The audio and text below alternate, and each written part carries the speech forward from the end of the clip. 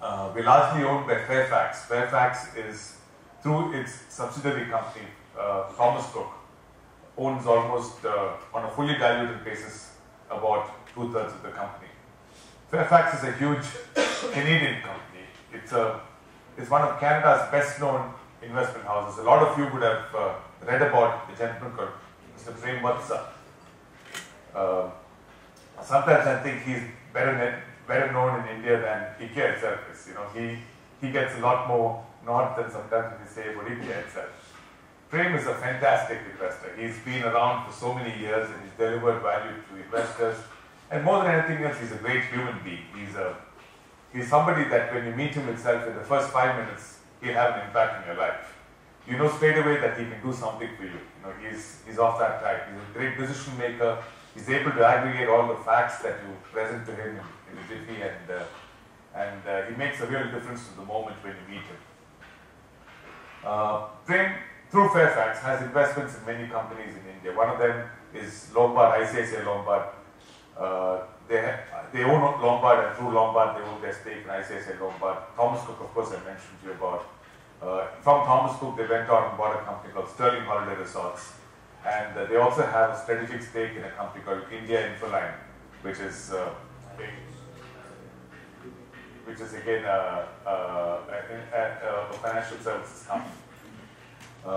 You'll hear more about Fairfax in the future. They're raising $1 billion fund for India called Fairfax India. It's going to be a publicly traded fund. The documents have been filed in the exchange, so it's public knowledge. It's out of the $1 billion, close to $300 million will be contributed by Fairfax itself.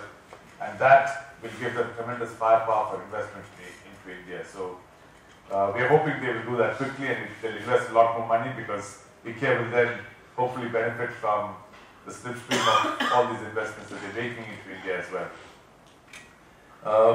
We've grown at a compound annual growth rate of almost 95% across the last 5 years. This growth rate has come both from organic growth, businesses that have grown in their operations, and from some certain acquisitions that we've done over time.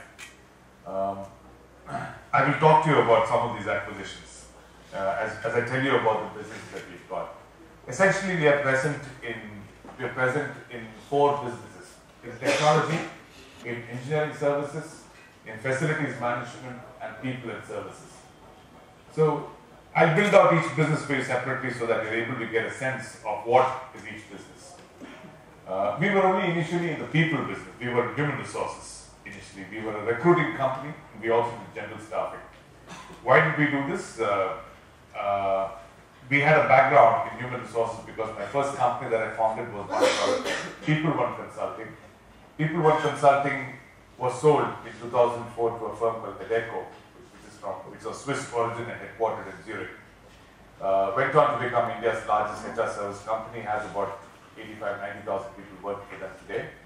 And that's an area of business that is known to IKEA in a sense, in a manner of speaking. So a lot of the people who are founders of this company had previously worked in the then People One outfit. So there were people who were known to me, and this company was growing at a steady pace. It was then that we decided to buy Magna. Magna was then a professional staffing company. It was an IT company essentially, doing deputation services to other IT companies.